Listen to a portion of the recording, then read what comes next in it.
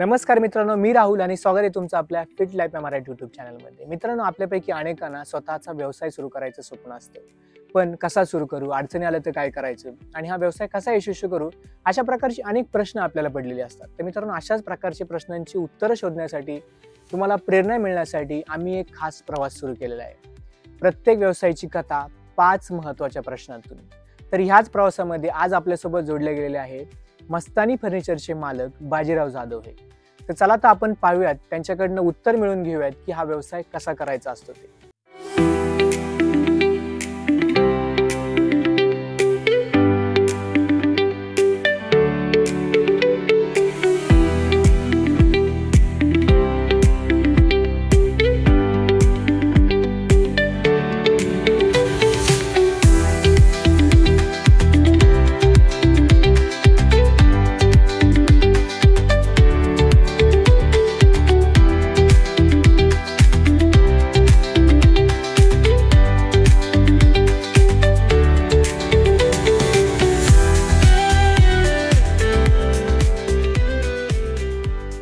नमस्कार सर। नमस्कार। आजचा आपला पहिला प्रश्न आहे, तुम्ही हा व्यवसाय का सुरू केला आणि तुमचा व्यवसाय इतरांपेक्षा वेगळा कसा आहे?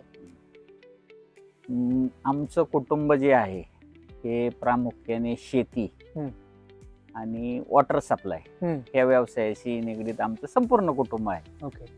आणि ह्या कुटुंबाच्या माध्यमातून हे करत असताना आम्ही ऑटोमोबाईलच्या व्यवसायाकडे गेलो।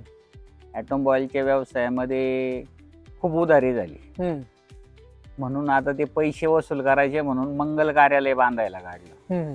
विटा, वाळू, सिमेंट, स्टील, रबर, मुरुम ह्या ज्या काही गोष्टी आहे हे आमचे सर्व कस्टमर उधारीवाले बऱ्यापैकी त्याच्यामध्ये होते। ती मंडळी म्हणली, शेठ तुम्हाला पैसे देण्यापेक्षा तुम्ही हे काम सुरू करा, आम्ही तुम्हाला तिथं मटेरियल टाकू, म्हणजे आमचे पण पैसे त्यामधनं नील होतील आणि तुमचं पण काम होईल। त्या अनुषंगाने मी मंगल कार्यालय सुरू केलं त्या सगळ्या लोकांच्या सहकार्याने, आणि ते 2002 साली माझं पूर्णही झालं। ते पूर्ण झाल्यानंतर बरेच दिवस तो कार्यालयाचा व्यवसाय आम्ही सगळ्या कुटुंबांनी केला, आणि केल्यानंतर त्याच्यात सुद्धा उधाऱ्या व्हायला लागल्या। त्या उधाऱ्या वाढल्यानंतर एक दिवस आमच्या बंधूंचं सगळ्यांचं ठरलं, एक कंपनी आपल्याला अप्रोच झालेली आहे आणि ती मंगल कार्यालयाची जी जागा आहे ती भाड्याने मागत आहे। आणि मग आम्ही तिन्ही बंधूंनी विचार केला आणि ती मंगल कार्यालयाची जी जागा, शेड, त्याचं किचन, जेवणाचा हॉल, ही सगळी जी काही जागा आहे एका कंपनीला आम्ही कराराने भाड्याने दिली। आणि कालांतराने नंतर कार्यालयाची, आता कंपनीला जवळजवळ आम्ही 5 वर्ष ते कार्यालय भाड्याने दिलं, आणि त्यांचं पुन्हा ॲग्रीमेंट करण्याची वेळ आली त्यावेळेस ते थोडं भाडं वाढून द्यायला त्यांच्याकडनं नकार आला। नकार आल्यानंतर आणि मार्केटचा सर्वे केल्यानंतर त्यावेळेस आम्हाला असं जाणवलं की आपलं चाकण वाढत चाललेलं आहे, चाकणचा परिसर वाढत चाललेला आहे, आणि या ठिकाणी मंगल कार्यालयाची गरज आहे, परंतु ती चांगल्या कार्यालयाची गरज आहे। आम्ही पूर्वी जे कार्यालय बांधलं होतं त्यावेळेस फक्त 25,000 रुपये त्याला भाडं आकारायचं आणि त्याच्यामध्ये बऱ्याचशा सुविधा त्याच्यामध्ये आम्ही द्यायचं। मग असं ठरल्यानंतर 2016 साली त्या मंगल कार्यालयाचं रिन्युएशन करण्याचं ठरलं, आणि ते रिन्युएशन करत असताना मग त्याच्यामध्ये पार्टिशन आलं, POP आली, पेंटिंग आली, स्टेजचं चेंज केलं, डायनिंगचा हॉल चेंज केला, किचन चेंज केलं। 2002 साली नाही, 2016 साली। म्हणजे बांधलं 2002 ला, रिन्युएशन 2016 ला केलं आम्ही। आणि ते 16 करत असताना ज्यावेळेस हे सगळं काम करण्याची वेळ आली, मार्केटमध्ये त्याचं मी कॉन्ट्रॅक्टरला बोलवलं, अरे हा एवढा स्टेज बनवायचा आहे आपल्याला, याच्या पाठीमागचं असं इंटेरियरचं काम करायचंय, हे स्टाईलचं काम करायचं, हे दरवाज्यांचं काम करायचं, हे प्लंबिंगचं काम करायचंय। हे सगळं केल्यानंतर काम एकच, आणि प्रत्येक माणसाचं त्याचं कोटेशन वेगळं वेगळं। कोण 5 लाख रुपये सांगायचा, त्याच कामाचं दुसरा माणूस 2.5 लाख रुपये सांगायचा। हे असं कसं काय? मग त्याच्यावर मी थोडा विचार करायला चालू केले। माझे एक मुंबईचे मित्र होते, मुस्तफा खान म्हणून, आणि त्या पिरियडमध्ये त्यांची माझी भेट झाली। वरती ज्या सिलिंग स्टाईल लावल्या जातात त्या मला मंगल कार्यालयामध्ये जवळजवळ 20,000 स्क्वेअर फूट स्टाईल लावायची होती, आणि त्यावेळेस मला 80 रुपये स्क्वेअर फूट रेट आला त्याचा। ते बनवण्याचा. त्याला म्हणलं हे 16 लाख रुपये यासाठी बस याचा खर्च होतोय. आणि मग मी सहज त्यांची माझी इथं चिखलीमध्ये भेट झाली. त्यांना म्हणलं हे अशा अशा स्टाईल आपल्याला मिळू शकतील का? तर ते मला म्हटले हा मिळू शकतील, काय प्रॉब्लेम नाही. एक काम करा म्हणले तुम्ही, मी 2 दिवसांनी मुंबईला जाणार आहे, माझ्याबरोबर चला. माझे मोठे बंधू तिकडे मुंबईला असतात साकी नाक्याला, मी त्यांची भेट घालून देतो आणि ते तुमचं हे जे काही तुम्हाला मटेरियलची रिक्वायरमेंट आहे ते तुम्हाला करून देतील. आणि मग 2 दिवसांनी मी त्यांच्याबरोबर मुंबईला गेलो.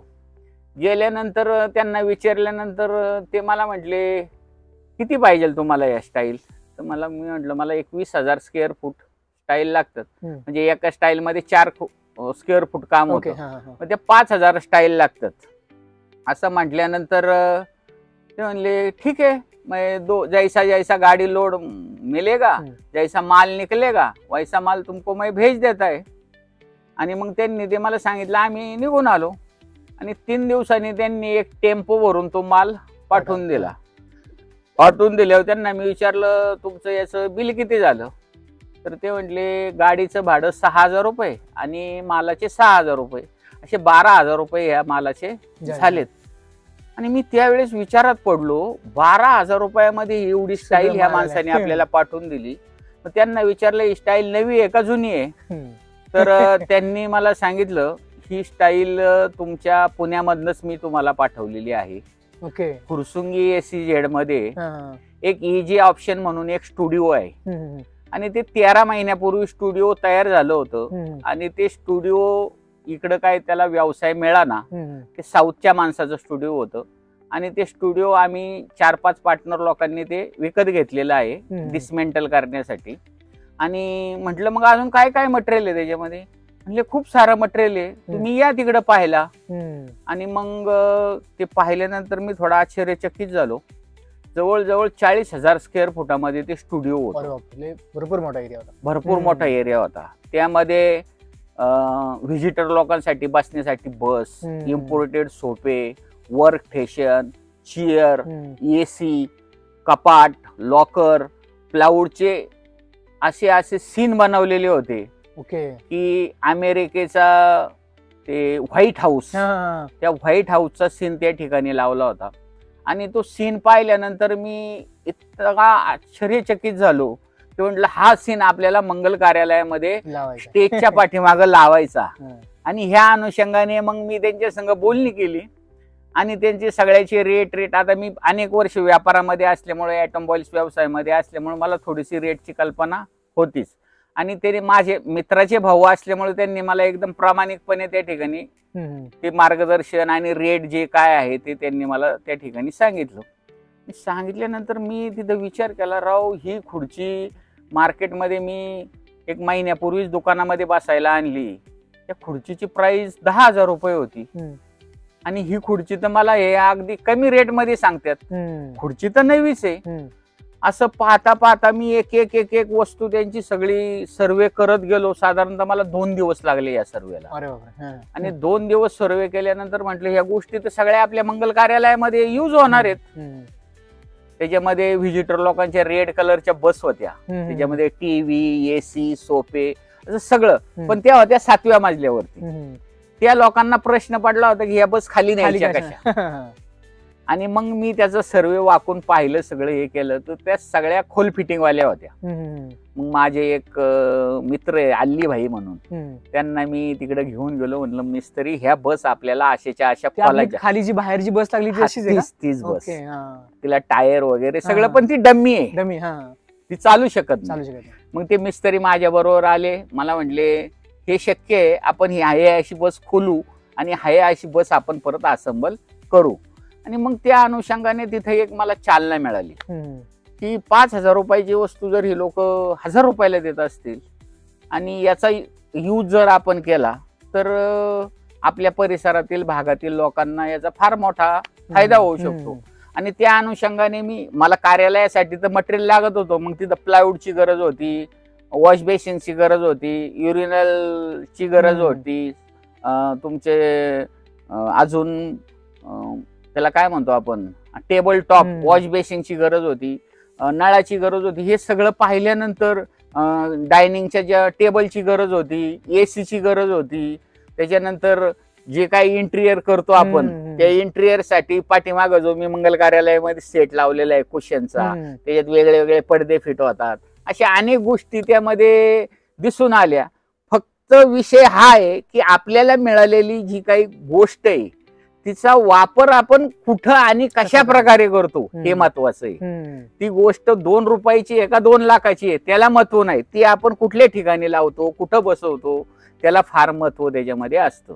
आणि त्या अनुषंगाने मी ते माझं मंगल कार्यालय अत्यंत कमी किमतीमध्ये अत्यंत सुंदर असं त्या ठिकाणी सजवण्याचं काम ते केलं. आणि त्या अनुषंगाने मला फर्निचर लाईन काय असते, याचा टर्नओव्हर काय असतो आणि लोकांची गरज काय हे माझ्या लक्षामध्ये आलं. आणि मग मी त्यावेळेस ठरवलं की आपल्याकडे रोडच्या बाजूला भरपूर जागा आहे आमच्या, आणि त्याच्यामधले त्या जागेचा उपयोग आपण एखाद्याला भाड्याने देतो, तो 8 रुपये 5 रुपये 6 रुपये स्क्वेअर फुटाने आपल्याला भाडं देतो, आणि मग आपण त्याच्यावरती आपलं कुटुंब चालवत असतो. परंतु जर आपल्याकडे जागा आहे, आपल्याकडे भांडवल आहे, आणि आमच्या 3 भावांना 2-2 मुलं आहेत, 6 मुलं आहेत आपल्या घरामध्ये, मग 2-2 मुलं एका व्यवसायामध्ये गुंतली जातील. एका व्यवसायात जर जास्त माणसं झाली ना तर तो व्यवसाय ठीक चालत नाही. ओके. लिमिटेड डिसिजन घेणारे लोक लिमिटेड पाहिजे आणि त्यांची डिसिजन ही ठाम पाहिजे. या फर्निचरच्या व्यवसायामध्ये आम्ही सुरू केलं 2019 ला, पाडव्याला त्याचं ओपनिंग केलं. त्याच्या अगोदर 2 वर्ष मी बिगर ओपनिंगच, म्हणजे काम एवढं मोठं हे होतं, म्हणजे याला नाव ठेवण्यापासून कन्स्टोमार्ट असं मी ते नाव ठेवलेलं आहे. आज आमचा व्यवसाय अत्यंत लोकांच्या सोयीसाठी आणि आमचा एक व्यवसाय म्हणून, एक व्यवसायामध्ये आपण कुठंतरी परिपूर्ण असावा त्या अनुषंगाने या ठिकाणी हा व्यवसाय सुरू केला आणि उत्तमरित्या तो व्यवसाय चालू आहे. याच्याबद्दल कुठल्याही प्रकारची शंका नाही. पुढचा प्रश्न असा आहे की आता तुम्ही सगळं एवढं पूर्ण उभं केलंय, आता तुम्ही जे ग्राहक आहेत, तुमचे जे ग्राहक येणार आहेत, त्यांच्याशी तुम्ही ते रिलेशन मेंटेन करण्यासाठी कुठली एक महत्वाची गोष्ट करताय? आणि मग आम्ही ते सेटअप लावत सुरुवात हे केलं, आणि मग बाहेरनं आम्ही फर्निचर मागवायला लागलो. बाहेरनं फर्निचर ह्या दुकानदाराकडे गेलं की तीच वस्तू 2200 रुपयाला, आणि दुसऱ्या म्हणजे जे होलसेलर असतात आम्हाला, जे आम्हाला फर्निचर पुरवतात ते, त्यांच्याकडे गेले की हे कपाट त्यांच्याकडे 2000 रुपयाला, यांच्याकडे 2200 रुपयाला, अजून तिसरीकडे गेले की तो म्हणणार 1800 रुपयाला आहे माझ्याकडं. त्याला म्हणलं हा काय फरक आहे, साईज ती, लांबी ती, रुंदी ती, सगळंच आहे, आणि वरनं दिसायला पण सेम तसेच दिसतात.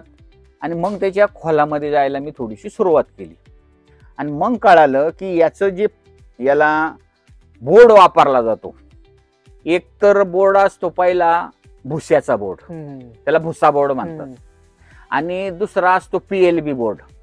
त्याच्यामध्ये आपली ही जी मोठी मोठी लाकडं असतात सगळ्या प्रकारची, त्या लाकडांचा चुरा करून त्याच्यापासून एक बोर्ड तयार केला जातो, तो बोर्ड. आणि त्याच्यानंतर आपलं आलं MDF, मग आलं प्लाय, असे याच्यामध्ये कॅटेगरी आहे. मग ह्या एक प्लाय बसतो 26 किलोचा 4x8चा, तो आहे भुस्याचा, आणि दुसरा जो PLBचा बोर्ड आहे ज्याच्यामध्ये लाकडाच्या चोऱ्यापासून ते प्लाय बनवलेलं आहे, त्याचं वजन बसतं 33 किलो. साईज तेवढीच, 26 आणि 33, 7 किलोचा फरक पडला एका बोर्ड मध्ये. आणि भुशाच्या बोर्डला अजिबात ताकद नाहीये, ते फक्त दिसायला सुंदर आहे. तुम्हाला एखादी शूटिंग करायची असेल, तात्पुरता सेट करायचं असेल तर इथपर्यंत ठीक आहे, परंतु आपल्याला ते घरात घेऊन जायचंय, ते आपल्याला वापरायचंय. आणि त्या ठिकाणी मग जर लोकांना आपण अशा चुकीच्या गोष्टी जर देत गेलो तर आपलं इतक्या वर्ष राजकारणात कमावलेलं नाव ह्या व्यवसायात जाईल. मग ह्या अनुषंगाने मग मी म्हटलं आपण याची मॅन्युफॅक्चरिंग सुरू करू. आणि साधारणतः 700 ते 800 रुपये पर बोर्ड मध्ये परचेस मध्ये फरक आहे. भुशाच्या बोर्ड मध्ये आणि PLBच्या बोर्ड मध्ये 700 ते 800 रुपयाचा फरक आहे. एका वस्तूमध्ये साधारणतः 2-3-4 बोर्ड लागतात, आणि 4 बोर्ड मध्ये जर असा जर तुमचं 1,500 आणि 2,000 रुपयाचा 3,000 रुपयाचा जर मटेरियल परचेस मध्येच फरक झाला तर मग ती वस्तू काय टिकणार आहे. मग मी ठरवलं की आपण भुस्या बोर्डचं कुठलंही फर्निचर विकायचंही नाही आणि बनवायचंही नाही. लोकांना जे काय द्यायचे 2 रुपये त्यांच्या आपण त्यांना समजून सांगू, त्यांच्याकडनं 2 रुपये आपण मागून घेऊ, परंतु तुम्ही ही वस्तू वापरा, ही वस्तू वापरू नका, हिला एवढी लाईफ आहे, हिला कीड लागते, हिला मुंग्या लागतात, हे सगळं समजावण्याचं काम आमचा जो स्टाफ आहे तो या ठिकाणी करत असतो. मग त्या अनुषंगाने आम्ही त्याचं या ठिकाणी मॅन्युफॅक्चरिंग युनिट सुरू केलं आणि त्या माध्यमातून मग आपण जर स्वतः मॅन्युफॅक्चरिंग जर आपली असेल तर त्या फर्निचरची लाईफ काय आहे, त्याच्यामध्ये आपण काय वापरलं हे आपल्याला माहिती आहे. आता एखादा उदाहरणार्थ तुम्हाला सांगतो, एखादा कुशनचा सोफा घेतला, पहिली सोफ्यासाठी लाकडाची फ्रेम तयार होते आणि मग त्याच्यावरती कुशनिंग होत असतो. ती जर तुम्ही जंगली लाकडाची फ्रेम जर तयार केली ना, ती दिसत नसते, कोणालाच दिसत नाही. ती जंगली लाकडाची जर फ्रेम केली तर तिला साधारणतः 1-2 वर्षांनी कीड लागायला सुरुवात होते आणि आपोआप ती कीड त्यांचं काम ते करत राहतं, त्याला पोकळ करून टाकतं, त्याची पावडर करून टाकतं आणि मग ते 2-3 वर्षांनी तो सोफा एखादं पोरं बिरं असतात घरात लहान, एखाद्याने उडी मारली काय झाली तो तुटून जातो आणि मग ते तुटल्यानंतर लोक आपल्याला विचारतात की अहो ते तुमच्याकडनं आम्ही असं नेलंय तसं नेलंय. मग आपल्याला त्यांना उडवाउडीची उत्तरं द्यावं लागतात, ते असंच झालं, तुमच्या पोराने अशीच उडी मारली असेल, तशीच उडी मारली असेल. असे प्रॉब्लेम मला त्या पहिल्या स्टार्टिंगच्या वर्षभरामध्ये समजले. मग मी समजले हे स्वतः आपण तयार करायचं. जसं फर्निचरचं स्वतः तयार करायला सुरुवात केली तसं मग कुशनिंग सोफ्याची पण सुरुवात केली. मग मी चौकशी केली की याच्यामध्ये कुठलं लाकूड चांगलं टिकू शकतं, कुठल्या लाकडाला कीड लागत नाही. मग त्याच्यामध्ये पाईन वूड लाकूड हे फार उत्तम कुशनिंग सोफ्यासाठी, वजनाला हलकं, ह्या लाकडाला कीड लागत नाही. आणि दुसरी गोष्ट म्हणजे आमच्याकडे जे सोफ्यासाठी लाकूड वापरलं जातं ते लाकूड ज्या वेळेस आपली फ्रेम तयार होते ती फ्रेम सिझलिंग केली जाते, म्हणजे ठराविक टेम्परेचरला त्या चेंबरमध्ये तिला घातलं जातं. त्याच्यामध्ये जे काय पाणी असेल किंवा कीड असेल काय असेल ती सगळी त्याच्यामधली नष्ट होते. साधारण ते 8 ते 12 टेम्परेचर डिग्री पर्यंत ते गरम केलं जातं आणि मग त्याच्यानंतर त्याच्यावरती ते कुशनिंग केलं जातं. असं सागवानच्या फर्निचरच्या बाबतीमध्ये सेम प्रोसिजर आहे. मग त्याला लाईफ खूप मिळते, भविष्यामध्ये कीड लागायचं तर नावच नाही, पण त्याच्यावरची पॉलिश सुद्धा कमी होत नाही. म्हणजे अशा प्रकारे. आणि मग माझ्याकडच्या कस्टमरला संतुष्ट करण्यासाठी मी पाईनचं लाकूड म्हणजे पाईनचंच लाकूड वापरतो.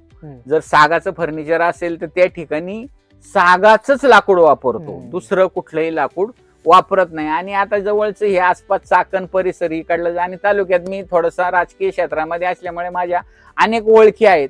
त्याच्यामुळे माझ्याकडे येणारा कस्टमर कोण असतो, एक तर तो माझा नातलग असतो, माझ्या ओळखीचा असतो, किंवा माझं चाकण वाकी म्हणजे आमचं एकच गाव आहे, ह्या गावातली लोक असतात. मग फसवायचं कोणला आपण नेमकं.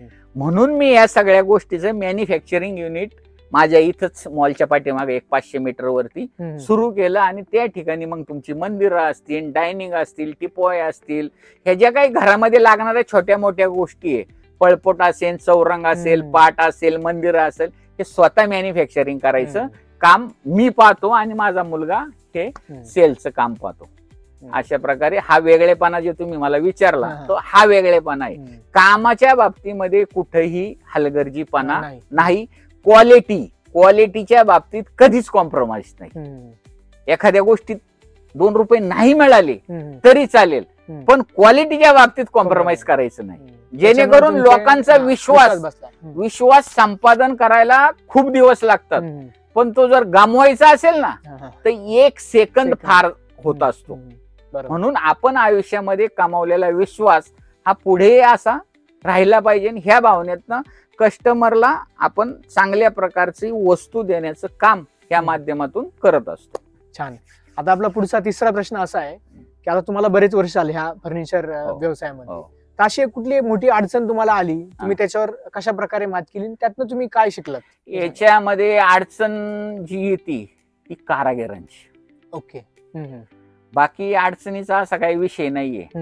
सप्लायर भरपूर आहे, मॅन्युफॅक्चरर भरपूर आहेत आणि मी पूर्ण जवळ अर्ध्या भारताचा दौरा केल्यामुळं कुठं काय हे मला माहिती आहे. कुठनं कुठली गोष्ट मागवायची जेणेकरून ते आपल्याला 2 रुपये स्वस्तात पडेल आणि आपला जो होणारं फर्निचर आहे किंवा कुठलाही जॉब असेल तो कमी किमतीमध्ये तयार होईल, तसाच तो आपण कमी किमतीमध्ये पुढल्या कस्टमरला विकू शकू. ह्या अनुषंगाने आता कारागिरांची अडचण असते, याच्यामध्ये सगळ्या प्रकारचे कारागीर भेटतात, व्यसनी भेटतात, काही लबाड भेटतात, काही पैसे घेऊन निघून जातात. ह्या सगळ्या गोष्टीचा हा मलाच नाही, हा पूर्ण जगामध्ये सगळ्यांनाच त्रास आहे. अशी कुठली गोष्ट नाही की बिगर त्रासाची कुठली गोष्ट होते. परंतु हे त्याच्यामध्ये धंदा म्हटलं की त्याच्यामध्ये कमी जास्त हे होत असतं. आपण ते सांभाळून घ्यायचे, नफा तोटा त्याच्यामधनं ते बरोबर करून पुढे चालत राहायचं. ओके.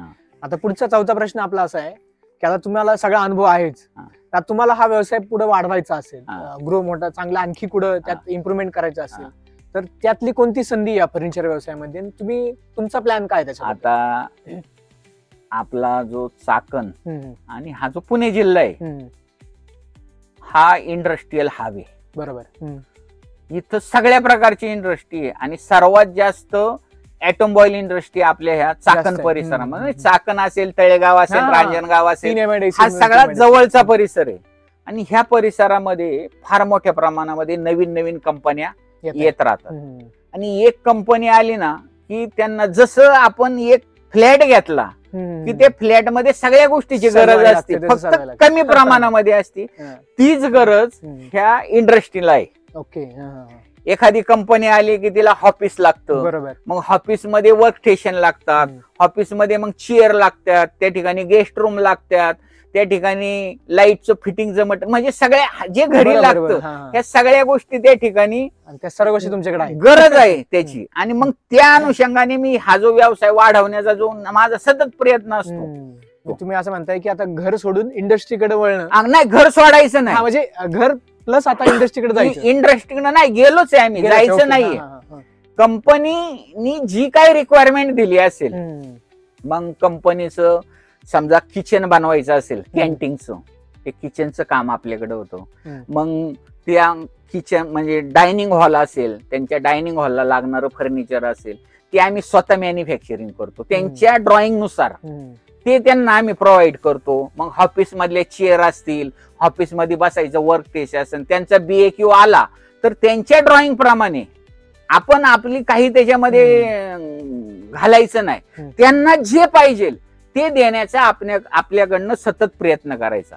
परंतु हे करत असताना त्या ठिकाणी जर 4 महिन्यांनी, 6 महिन्यांनी, 1 वर्षांनी काही जर प्रॉब्लेम आला आणि त्या कंपनीने जर आपल्याला कॉन्टॅक्ट केलं, सर तुमच्याकडनं आम्ही एवढं फर्निचर घेतलंय, परंतु ते ड्रावरची लॉकच खराब झालाय, त्याचं इंजिसच निघालंय, ह्या ज्या काही गोष्टी आहे, फर्निचर बनवण्यापेक्षा त्याची सर्व्हिस देणं हे अत्यंत महत्वाचं आहे. मेंटेनन्स थोडा प्रॉब्लेम असतो, परंतु त्यांचं ते क्षेत्र नाहीये तो प्रॉब्लेम सॉल्व्ह करायचा, ते क्षेत्र आपलंय.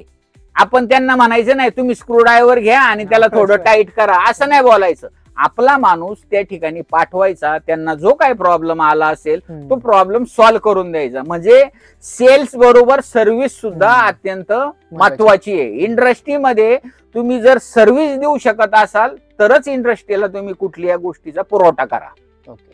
जर तुमच्याकडे सर्व्हिस नसेल तर तुमच्याकडे कस्टमर पुन्हा येणार नाही. ह्या गोष्टी आम्ही आजपर्यंत जपलेल्या आहेत. सर्व्हिस महत्वाची आहे आणि ते सर्व्हिस देण्याचं काम हे सर्वांनीच केलं पाहिजे, ह्या मताचा मी आहे.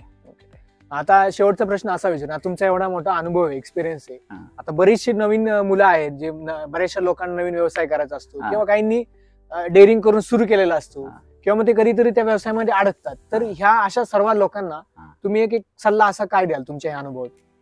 हे बघा, आता जी तरुण पिढी आहे त्या तरुण पिढीने अनेक व्यवसाय ते सुरू करतात बरं का. आता तुम्हाला मी गंमत म्हणून सांगतो, दिवाळीचा सीझन आला ना की आमच्याकडं हॉटेलच्या फर्निचरला लई कस्टमर येतात. ओके. आणि ती आसपासचीच असतात, आमच्या जवळपासची. त्यांनी नुसतं गावाचं नाव मला सांगितलं की आडनाव सांगितलं की मी लगेच त्यांच्या भावकीतलं कोण जे माझ्या ओळखीचं आहे त्याचं मी नाव त्यांच्यापाशी घेतो. आणि तू शिक्षण काय केलंय मी त्यांना विचारतो. कोण म्हणतो मी MBA केलंय, कोण म्हणतो मी मेकॅनिकल केलंय, कोण म्हणतो मी कॉम्प्युटर केलंय, कोण म्हणतो मी ITI केलंय. अरे तू हे सगळं केलं मग हॉटेल व्यवसायाकडे का चाललाय? तू ज्या गोष्टीचं शिक्षण घेतलंय मग तीच गोष्ट करायची ना. नोकऱ्याच मिळत नाही. आणि आपल्या मराठी मुलांची थोडीशी अडचण ही आहेच. आपल्या मुलांना काम करण्याची कंपन्यांमध्ये इकडं बऱ्यापैकी लाज वाटते, असं माझं स्वतःचं वैयक्तिक मत आहे, मी पाहतो. परंतु त्यांनी विचारलं काय, आम्ही 2 मित्र आहे आणि आम्ही आता इकडं हायवेला ह्या हायवेला हॉटेल चालू करणार आहे. त्या हायवेला साधारणतः एका दिवाळी दसऱ्याच्या सीझनला माझ्याकडनं 40-50 हॉटेलला फर्निचर जातो नवीन. ओके. आणि मग ते 10 टेबल, 40 खुर्च्या, 1 काउंटर, असं छोटं छोटं ज्याच्या त्याच्या, कोण वडापावचं करतं, कोण साऊथ इंडियन करतं, कोण महाराष्ट्रीयन करतं, कोण पंजाबी करतं, असे वेगळे वेगळे, कोण बिर्याणीचं करतं. हे व्यवसाय मुलं अत्यंत धडाडीने करतात. परंतु ते करत असताना ते दुसऱ्यावर डिपेंड राहतात. आचारी जर नाही आला तर यांचं हॉटेल कोण चालवणार, कोण बनवणार? माझं स्वतःचं मत असं आहे की तुम्हाला जो व्यवसाय करायचा आहे त्या व्यवसायाचा कमीत कमी 6 महिने तुम्ही अनुभव घ्या. कुणाच्या तरी हॉटेलमध्ये मी म्हणतो, इथं लाज वाटत असेल ना मुंबईमध्ये जा, मुंबईमध्ये लाज वाटत असेल ना नागपूरला जा, आणि तिथेही लाज वाटत असेल तर गुजरातला जा. पण हॉटेल व्यवसाय काय किंवा फर्निचरचा व्यवसाय काय किंवा पार कुठलाही व्यवसाय असू द्या, त्या व्यवसायाचा कमीत कमी ABCD मधला ए शिकण्यासाठी तरी तुम्ही तिथं जा. युट्यूबवर, पिक्चर मध्ये पाहून व्यवसाय होत नाही, ही वस्तुस्थिती आहे. आणि वेळ आला ना, वेळ तर हे सगळं काम स्वतः करण्याची तयारी त्या ठिकाणी माणसाची असली पाहिजे. कामात लाज वाटून घ्यायचं काहीच कारण नाहीये. चोरी, शिंदळकी ह्याची लाज माणसांनी धरावी, कष्टाची लाज कधीही धरू नये. कष्ट, मेहनत ही कुठलाही धंदा असू द्या, फार सोनाराचा धंदा असू द्या किंवा एखाद्याचा टापकाराचा दगड फोडायचा धंदा असू द्या, त्या ठिकाणी मेहनत ही अत्यंत महत्वाची आहे. आणि मेहनतीबरोबर ती आपल्याला स्वतःला काही गाव होईना अनुभव असणं हे अत्यंत गरजेचं आहे. मी माझी तरुण पिढीला हीच विनंती आहे, आज तुम्ही चाकण MIDC, रांजणगाव, तळेगाव MIDC मध्ये गेला ना, इतक्या कामाची व्हॅकेन्सी आहे, परंतु तुम्हाला हेल्परचं काम करायचीच लाज वाटते. अरे तुम्ही 6 महिने हेल्परचं काम करा ना, 6 महिन्यात ऑपरेटर व्हा ना, आणि त्या कंपनीला कुठल्या गोष्टीची गरज आहे त्याचं शॉप तुम्ही टाका ना, ती गोष्ट कंपनीला त्यांच्या रेट मध्ये तुम्ही प्रोव्हाइड करून द्या ना. कुठं धंद्याला कमी आहे, कुठं व्यवसायाला कमी आहे? अजिबात कमी नाहीये. पण मुलांना असं वाटतं की माझ्या शर्टाला डाग नको पडायला आणि आयते पैसे माझ्या अकाउंटला, असं होणं शक्य नाही. ह्या पृथ्वी तळावर तर असं होणं शक्य नाहीये. म्हणून माझी तरुण पिढीला हीच विनंती आहे की कष्ट करण्याची, मेहनत करण्याची, एक्सपिरियन्स घेण्याची तयारी ठेवा. आणि जे जे सुट्टेपाट, टाटा सारखे, महिंद्रा सारखी कंपनी आहे, कितीतरी व्हेंडर आहेत त्यांचे, छोट्या क्वार्टर पेन सप्लाय करा त्यांना, कॉटन सप्लाय करा, ग्रीस सप्लाय करा, ऑइल सप्लाय करा, किती साऱ्या गोष्टी. गाडीला, एका गाडीला 4-4, 5-5 हजार पार्ट आहेत. छोटे फायबरचे असतील, इलेक्ट्रिकचे असतील, हे सगळे पार्ट आहेत. ते तुम्ही आपल्या भागाला ते वरदान मिळालेलं आहे. कुठेही छोटंसं शॉप घेतलं, छोटेसे त्याला लागणाऱ्या मशिनरी घेतल्या आणि तुम्ही ते सुरू केलं, तर मग तो फर्निचरचा व्यवसाय असू द्या, नाही तर कुठलाही व्यवसाय असू द्या, हा तुम्ही त्याच्यामध्ये 100% यशस्वी होणार. फक्त तुमची मानसिकता ही पाहिजे की आपल्याला कष्ट करायचे आणि कष्टाची लाज वाटून घ्यायचं काही कारण नाही. छान छान, हाच माझा सल्ला. खूप छान संदेश दिला तुम्ही. तर थँक्यू पुन्हा एकदा तुम्ही आपल्या चॅनलला आल्याबद्दल. तर मित्रांनो, तुम्हाला हा व्हिडिओ कसा वाटला? सरांनी आपल्याला खूप छान एक्सपिरियन्स, त्यांच्या अनुभवातून बऱ्याचशा गोष्टी आपल्याला सांगितलेल्या आहेत. मला आशा आहे की तुम्हाला याचा नक्कीच फायदा होणार आहे. तर मित्रांनो, चॅनलवर तुम्ही नवीन असाल आणि अशाच प्रकारचे तुम्हाला व्हिडिओ पाहायचे असतील तर व्हिडिओला लाईक करा, शेअर करा. आणि हो, चॅनलवर जर नवीन असाल तर आपला हा चॅनल म्हणजेच की फिट लाईफ या मराठी युट्यूब चॅनलला सबस्क्राईब करायला विसरू नका. तर चला, तर भेटूयात पुढच्या व्हिडिओमध्ये. तोपर्यंत खुश राहा, फिट राहा. धन्यवाद.